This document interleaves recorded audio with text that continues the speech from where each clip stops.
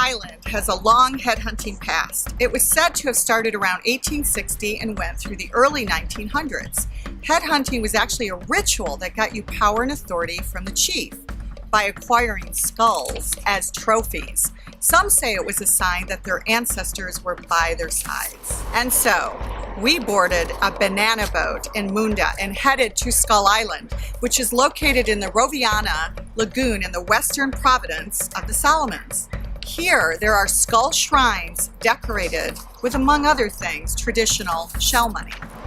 You should only go to Skull Island with a guide. Luckily, we were in the protective hands of our guides, Cillian and Sunga.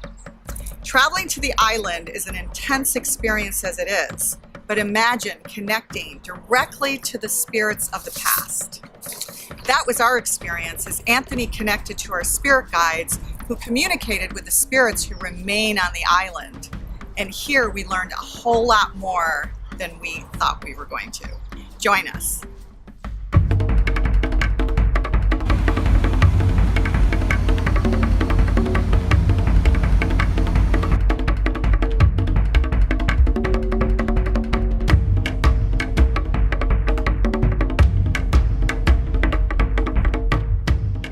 Heard of Skull Island. It is a place that actually exists in the Solomon Islands, which is a group of islands in the South Pacific, and you can come to Skull Island because that's where we're going now.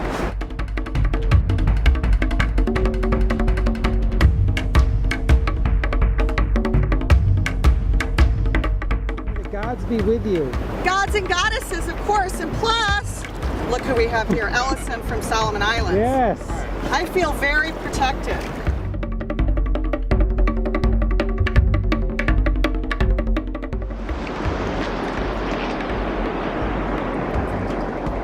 So he's actually walking up to the gate here to ask the spirits for permission for our visit.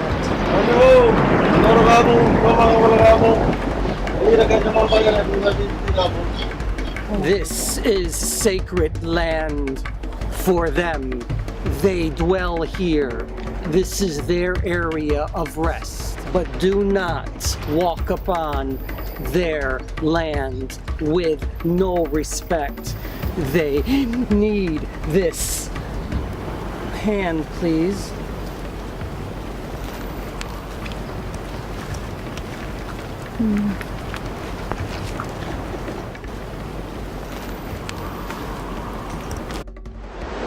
This is a place sacred. They play in the trees. Fairies? No, the spirits. A place holy for the dead.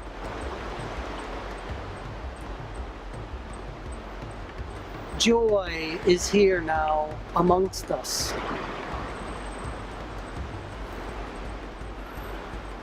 Respect is given, love is given. The guide here is of love. You are of light. You are of God. We appreciate your honoring of this area. You are guardians of these islands. They are sacred. You protect them. You give them life. You bring them love. You are part of your ancestors now. You bring into the light the culture, language, food, and the spirits.